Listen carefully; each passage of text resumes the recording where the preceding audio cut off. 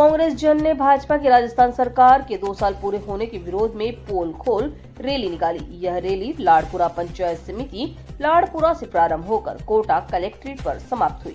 वहां पर मुख्य वक्ता कोटा बूंदी लोकसभा क्षेत्र के प्रत्याशी पूर्व विधायक कांग्रेस नेता प्रहलाद गुंजल ने रैली को संबोधित किया। रैली का आयोजन शहर जिला कांग्रेस महामंत्री विपिन बरथुनिया ने कांग्रेस नेता अजय भान सिंह शक्तावत, किसान नेता विनोद शर्मा, सचिव राजू पहाड़िया के द्वारा किया गया। कार्यक्रम का संचालन महिला नेत्री मंजू चौधरी के द्वारा हुआ।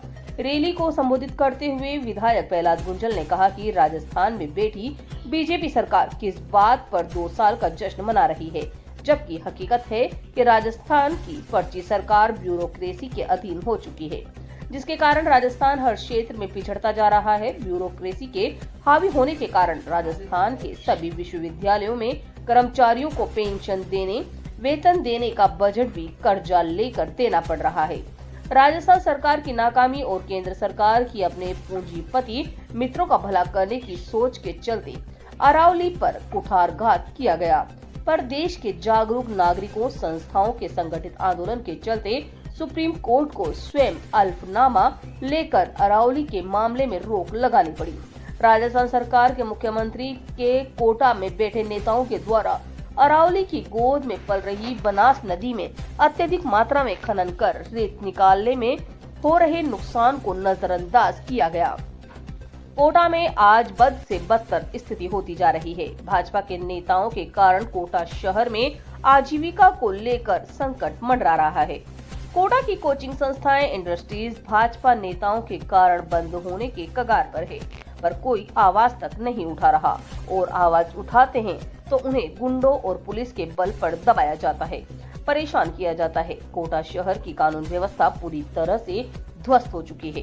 जहां कोटा में अपराधी और पुलिस की मिलीभगत से कार्यवाही की जा रही है, जहां गरीबों को और निर्दोष लोगों को प्रताड़ित किया जा रहा है, पर अब वह दिन दूर नहीं जब जनता घरों से निकलकर भाजपा के नेताओं को करारा जवाब देगी। प्रदेश में और केंद्र में बैठी भाजपा सरकार को सत्ता से दूर कर रहेगी।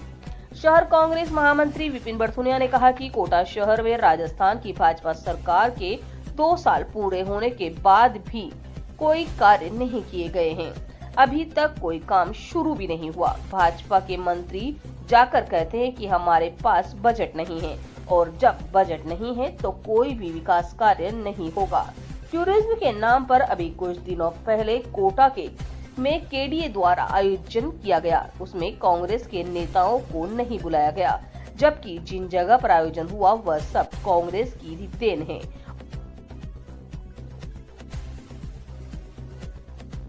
मंत्रिमंडल काम करता है और सारी ब्यूरोक्रेसी सरकार के प्रति उत्तरदायी होकर जनता के लिए काम करती है।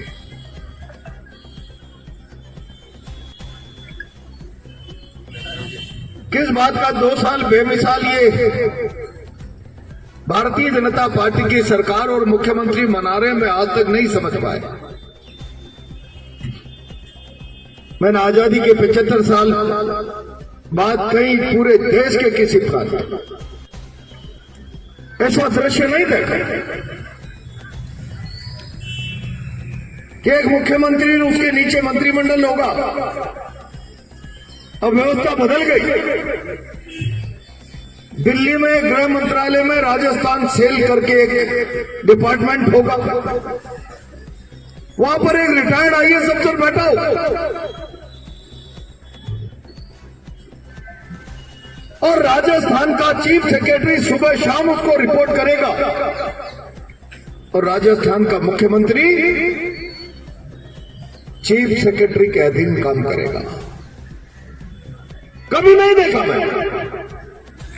एक चीफ सेक्रेटरी होगा, उसके नीचे मुख्यमंत्री होगा, मुख्यमंत्री के नीचे का सिस्टम फिर परंपरागत। कई बार भारतीय जनता पार्टी के लोग कहते थे भजनलाल सरकार, तो मुझे हंसी आती। ब्यूरोक्रेसी के लोग दबी जुबान से कहते थे ये भजनलाल सरकार नहीं है, ये तो पंत सरकार। और जिस सरकार के मुखिया की लगाम सरकार की लगाम मुखिया के हाथ में ही नहीं, जिसकी लगाम ब्यूरोक्रेसी के हाथ, और उसका परिणाम यह हो कि सरकार की जिम्मेदारी राजस्थान की जनता के प्रति नहीं, सरकार की जवाबदेही राजस्थान की जनता के प्रति नहीं।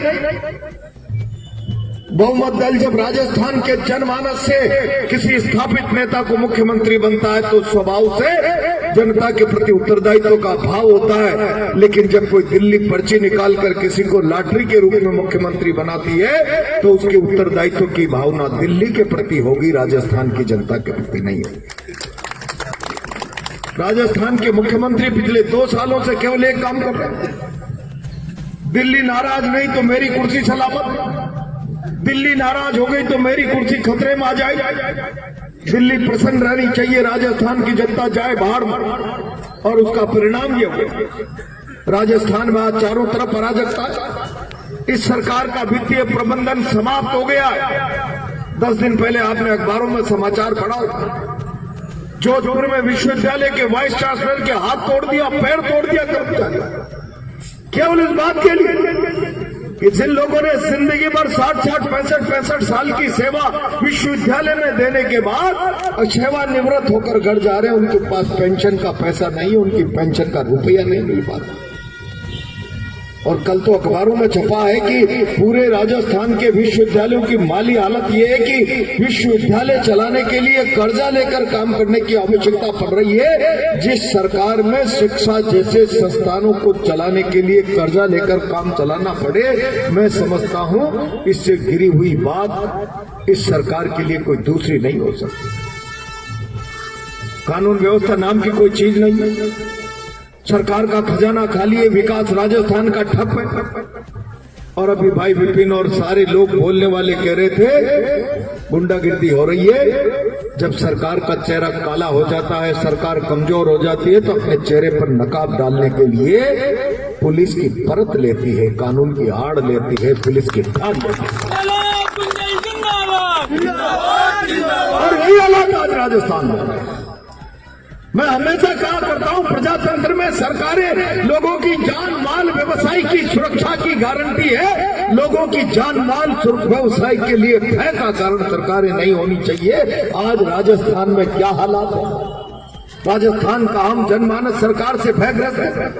और मैं अगर कोटा का सवाल करूं, रोज किस प्रकार के किस्से कहानियां, अभी लोगों ने भाषण करते हुए कहा कोचिंग उजड़ गई, यहाँ मीडिया के लोग बैठे हैं, तभी जुबान से सारा शहर कहता है किसने मांगी आपकी एक कोचिंग से 50% की पार्टनरशिप, और उसका परिणाम ये हुआ कि उसे देश यहाँ से छोड़कर देश के दूसरे कोनों में जाना।